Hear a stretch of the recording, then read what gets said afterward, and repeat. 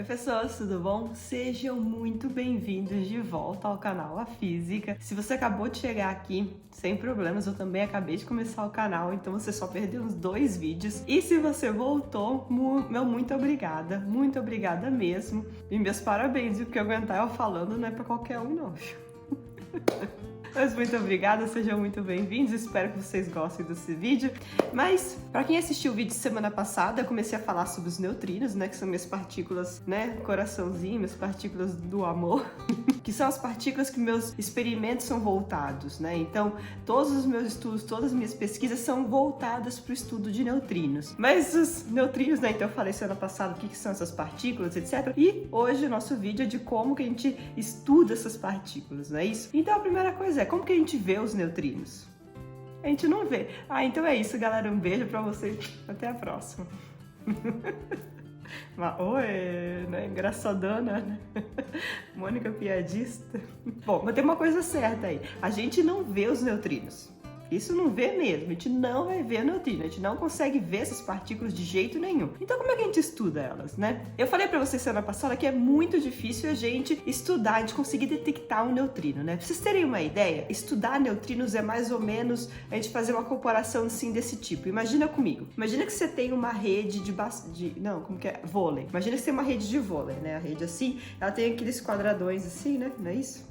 Um troço assim, né? Aí, imagina que você pega e põe essa rede assim na horizontal. Aí você pega um tanto de areia e joga por cima da rede. O que vai acontecer? A maior parte dos grãos de areia vai passar, né, sem nem ver a rede, não é isso? Que rede? Nem vi. Mas alguns grãozinhos de areia, eles vão cair, vão sentar, né, nos fiozinhos da rede, não é isso? É quase que a mesma coisa com neutrinos. Daquele tanto de areia que a gente joga, né, daquele tanto de neutrinos que chegam pra gente, só alguns grãozinhos de areia vão cair na rede, não é? Vão cair sentadinhos. A gente vai conseguir coletar só alguns grãozinhos. É quase que a mesma coisa com neutrinos, né? De todos aqueles neutrinos que chegam na Terra, que eu falei pra vocês semana passada, só alguns deles vão ser vistos, vão ser detectados pelo nosso experimento, pelo nosso detector. Tudo bem? É mais ou menos a mesma ideia. Então, pra gente ter um pouco mais de sorte, um pouco mais de dados, a gente tem que fazer experimentos muito grandes para poder ter um pouco mais de chance de detectar essas partículas, para poder ter um pouco mais de sorte. Então, todos os experimentos que eu vou falar aqui agora, eles são grandes, são muito grandes, e é justamente para aumentar a quantidade de partículas que a gente consegue detectar, beleza? Bom, eu falei pra vocês, né, que a gente não consegue ver os neutrinos, né, mas a gente consegue estudar eles de alguma maneira. Mas, né, como então que isso vai acontecer? A gente só consegue estudar, a gente só consegue detectar um neutrino se ele interagir com o nosso detector. Tá. O que é interagir, né? Eu falei de interação, interagir. Mas o que é isso, né? Bom, interação, tipo, a gente tá interagindo aqui, né? Então, como que a gente interage? A gente troca palavras, a gente troca olhares, não é isso? A gente troca olhares. Sou boa nisso, né? A gente troca carinho, a gente troca alguma coisa, não é? Então, isso é a gente interagir. Quando que o neutrino, como que as partículas interagem? Essas partículas, elas vão interagir trocando uma outra partícula. Tem um parênteses aqui que eu preciso falar para vocês, né? Na física, a gente vai dividir mais ou menos assim, partículas de matéria e partículas de força, ok? Então, semana que vem, eu vou gravar um vídeo um pouco mais geral pra gente poder, né, pra isso tudo poder fazer um pouco de senso, poder fazer um pouco de lógica nessa história toda, beleza? Mas, de maneira geral, né, se a gente olha para as partículas elementares, a gente tem lá as partículas de massa e as partículas de matéria e as partículas de força, ok? Então, o que acontece? Essas partículas de matéria, né, o neutrino é uma delas, essas partículas de matéria, elas conseguem interagir trocando uma partícula de força. Mas, eu vou falar então mais pra frente, mas existem 4 tipos de força. E essas forças, a maioria delas tem uma partículazinha associada a elas, beleza? No caso do neutrino, ele só vai interagir através do que a gente chama de força fraca. Então ele vai trocar as partículas de força fraca. Quando o neutrino entra no experimento, se ele passar perto de um átomo, né, lembra, o neutrino vai ser muito difícil de ser detectado. Ele vai trocar uma partícula com esse núcleo, ele vai trocar uma partícula da força fraca com esse núcleo, ok? Então o neutrino tá passando ali, a gente não vê o neutrino dentro do... Ixi! A gente não vê o neutrino dentro do detector, como eu já falei para vocês, mas ele vai emitir essa partícula. Aí essa partícula, ela vai, se estiver perto de um núcleo, né, ela vai ser absorvida pelo núcleo do átomo, né, do nosso detector, e esse átomo, ele vai explodir. Não é bem assim, né? Tipo, não tem nada desse efeito sonoro, mas a gente exagera um pouco. E quando ele explode, outras várias partículas vão ser emitidas. Vão ter outros neutrinos, né? Pode ser que outros neutrinos saiam dessa colisão. Pode ser que elétrons saiam dessa colisão. Pode ser que muons, pode ser que pions saiam, pode ser que prótons, nêutrons, kaons. Tem uma infinidade, tem várias partículas que podem ser emitidas numa interação de neutrino dentro do seu experimento. E essas partículas, essas sim a gente consegue ver dentro do detector. Aê, finalmente, né? Então a gente consegue ver o resultado de uma interação de neutrinos dentro do detector. Então a gente vai olhar para essas partículas, porque se a gente junta toda a informação dessas partículas, a gente consegue ter informação do neutrino lá do começo, entendeu? Então essa é a sacada. Só que se o neutrino não interagir, a gente também não vai ver nenhum sinal, né? Então a gente tem que torcer para ter uma interação. Então para isso a gente, né, constrói detectores muito grandes com materiais que vão ser úteis, né, para detecção de neutrinos e espera uma interação acontecer, beleza? Então que materiais podem ser esses, né, para detecção de neutrinos? Um deles é a água. Pega, abre a torneira. Não, mentira, a gente não usa água da torneira, a gente usa água super pura. Então, vou mostrar para vocês agora o Kamiokande, Super Kamiokande, que é um experimento de neutrinos. Ele é uma câmara gigante, cheia de água super pura. E dentro dessa câmara que vocês estão vendo aí, tem vários detectores de luz.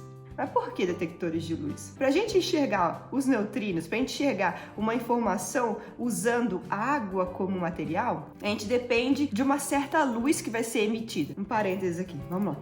A gente aprende que a maior velocidade possível é a velocidade da luz, não é isso? 3 vezes 10 oitava metros por segundo, 300 mil quilômetros por segundo, não é isso que a gente aprende? Isso tá super certo. A maior velocidade possível nesse universo é essa. Só que essa é a velocidade da luz no vácuo.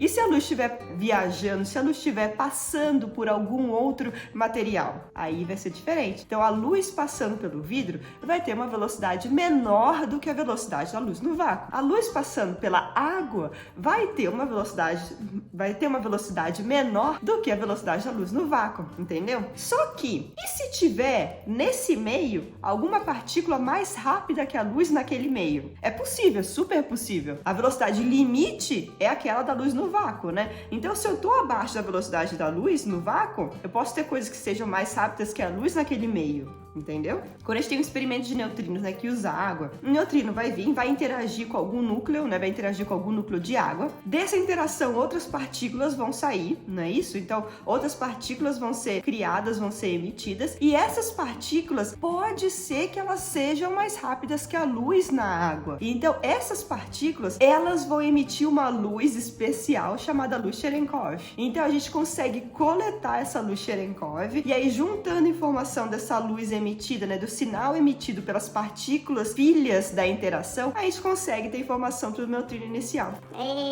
Vocês notaram o tamanho desse experimento, né? Tem um botezinho aqui, vocês estão vendo o botezinho? Tem um ser humano ali dentro desse botezinho. E o resto é detector. E vocês viram, tá todo coberto de sensores de luz, de detectores de luz. Esses são fotomultiplicadoras. Eles vão coletar a luz emitida, né? Essa luz Cherenkov que foi emitida, e vão transformar no sinal elétrico pra gente poder fazer o estudo mais pra frente, beleza? Um outro experimento que também usa essa ideia de luz Cherenkov é o Ice Cube. O Ice Cube é um experimento super gracinha, super fofo. Ele é um experimento que usa, ao invés de água, ele usa gelo. Ok? Então, esse é um experimento que tem 1 quilômetro cúbico de gelo. Isso é muita coisa, isso é coisa muito grande. É muito grande. 1 quilômetro cúbico de gelo, então, né, ao invés de trazer todo esse gelo e colocar dentro de um laboratório, eles foram para a Antártica, foram lá para o Polo Sul e montaram o experimento lá. Então, o que eles fizeram? Eles enfiaram um monte de detector de luz dentro do gelo, de forma que 1 quilômetro cúbico de gelo tivesse sendo monitorado por esses detectores de luz. Então, a ideia é a mesma. Vai vir um neutrino, vai interagir com o gelo, outras partículas vão sair, e essas partículas que saem da interação, elas vão deixar um sinal dentro do gelo que vão ser captados por esses detectores de luz dentro do gelo. Vai ser também uma luz Cherenkov. Essa partícula criada depois da interação do neutrino, ela vai ser mais rápida do que a luz dentro do gelo.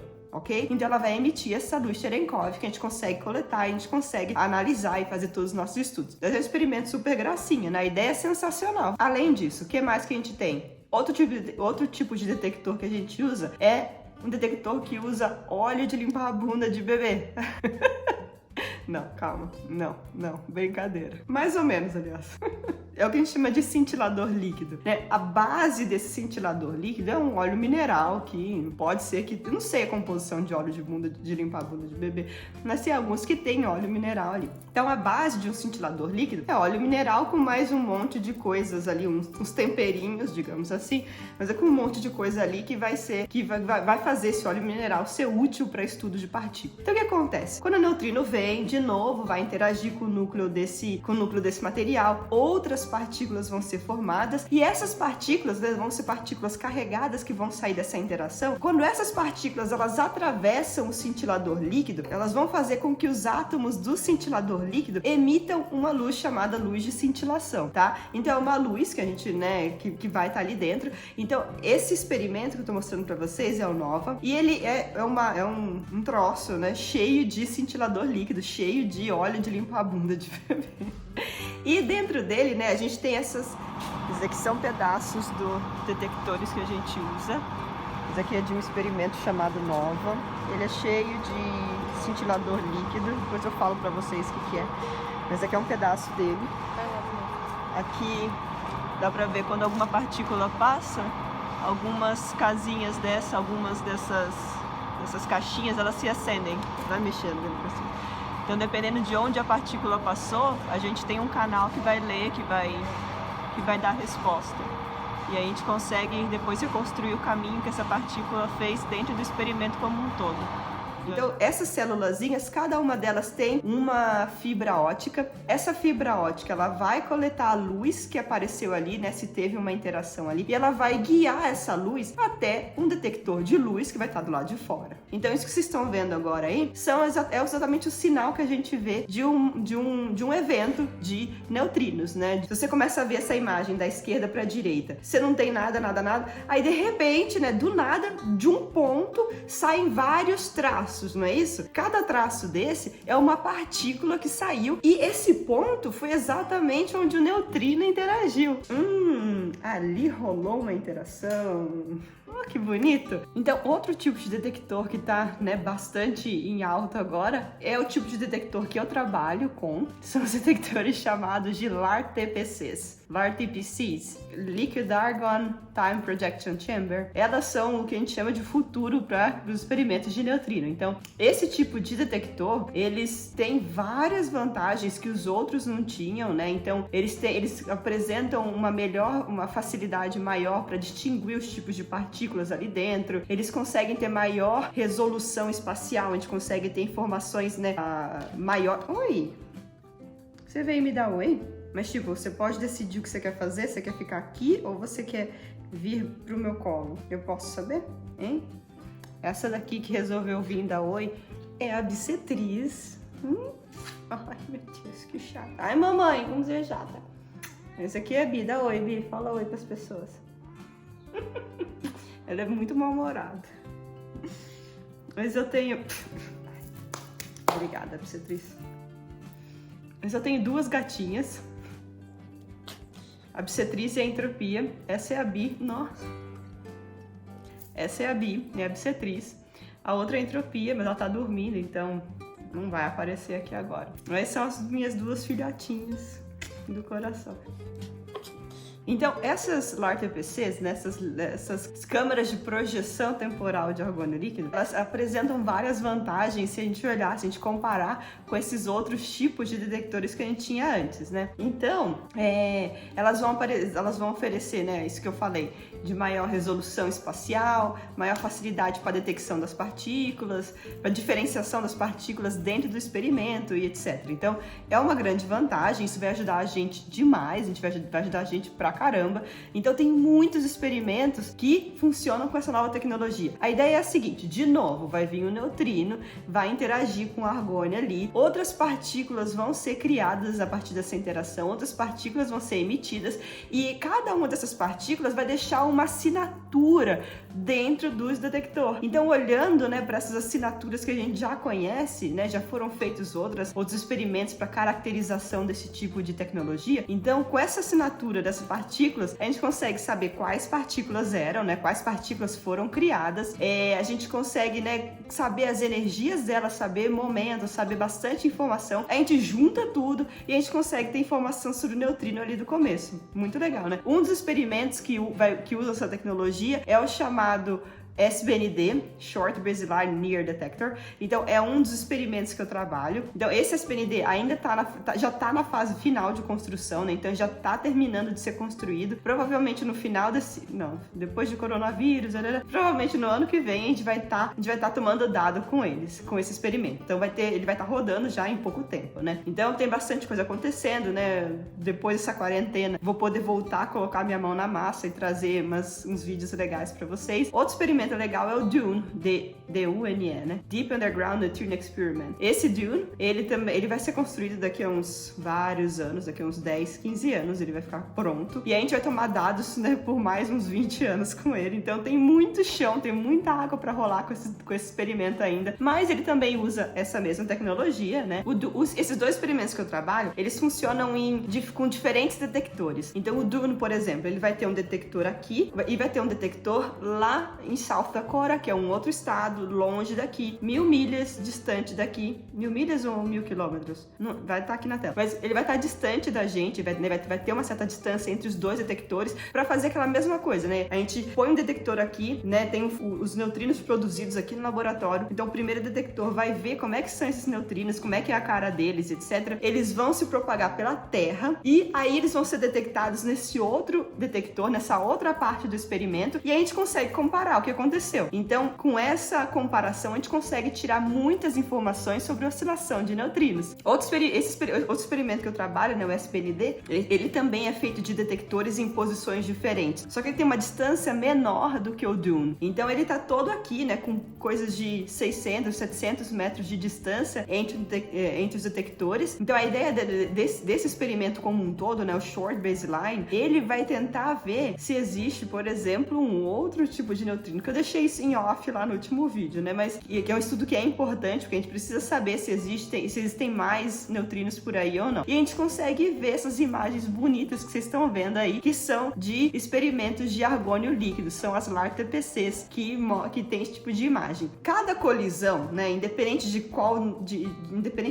detector eu tô falando, independente de qual tecnologia a gente usa, cada colisão é única. A gente tem uma ideia, né, de quais partículas a gente espera que saiam da colisão de neutrinos, né, com cada um desses detectores. Então a gente sabe mais ou menos o que esperar. Mas cada colisão é aleatória, então cada coisa que acontece, a gente não consegue predizer cada colisão assim, sabe, certinho. A gente consegue ter uma ideia geral, então a gente tem que contar com esse fator de, né, aleatoriedade do sistema. Então tem colisão que vai ter uma cacetada de partículas saindo, né? Tem colisões que vão ser assim muito ricas de partículas, depende da energia inicial e etc. E tem colisões que vai sair só uma coisinha ali, né? Bom, por que a gente estuda tudo isso, né? Eu falei um pouco semana passada, né, por quais as vantagens da gente estudar neutrinos, né, e etc. E o que é legal também de estudar neutrinos, em particular essas partículas, é que, por exemplo, né, eu falei pra vocês que neutrinos, eles interagem pouquíssimo com a matéria. Super verdade, né? Então o que acontece? Neutrinos são as segundas partículas mais abundantes no nosso universo. Eles só perdem para os fótons, né? As partículas de luz. E uma coisa muito interessante disso é que eles vão trazer informações muito preciosas das fontes deles. Então, por exemplo,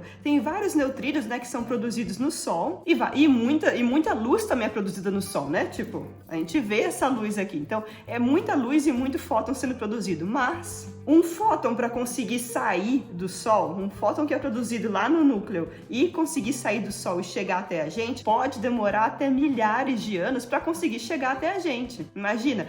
Um neutrino não. Um neutrino é produzido ali e como ele interage pouquíssimo, como ele quase não interage, o Sol é invisível para ele. Ele não vê o Sol. Ele nasceu ali e sai correndo. Então, tudo que a gente consegue, se a gente conseguir coletar esse neutrino, as informações que ele traz pra gente são diretamente da fonte dele. Do interior do Sol, por exemplo. Supernovas. Eu quero gravar um vídeo ainda para vocês sobre isso, porque é uma coisa muito legal. Então, supernovas são o estágio final, né, da vida. Pode ser um estágio final da vida de uma estrela.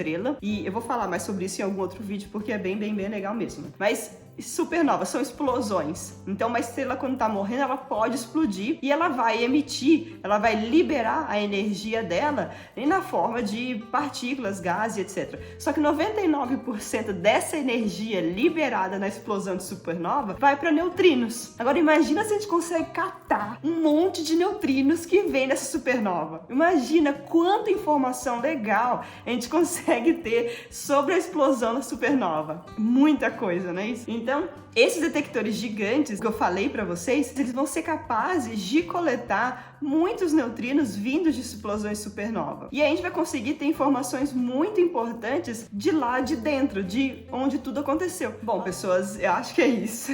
Isso aqui foi um apanhado, assim, geral sobre detectores de neutrinos. Existem outras maneiras também que eu não falei para vocês, mas a detecção de neutrino é uma coisa muito interessante, é uma coisa muito legal. A gente consegue, né, estudar bastante, evoluir bastante, fazer bastante desenvolvimento com estudo para neutrinos, porque é uma coisa nova também. Qualquer dia também eu gravo um vídeo sobre a produção de neutrinos, né, sobre os aceleradores de partículas que produzem o neutrino, também é outro processo super legal. Então é isso, pessoas, muito obrigada por acompanharem, muito obrigada por assistirem esse vídeo. Não esquece, se você gostou do vídeo, deixa o likezinho aqui, não se esquece de se inscrever no canal se você ainda não é inscrito, ativa o sininho também para saber quando que eu libero vídeos novos, mas de maneira geral eu libero vídeo toda terça-feira, ok? Então é isso, galera, muito obrigada, um super beijo para vocês e até semana que vem. Tchau!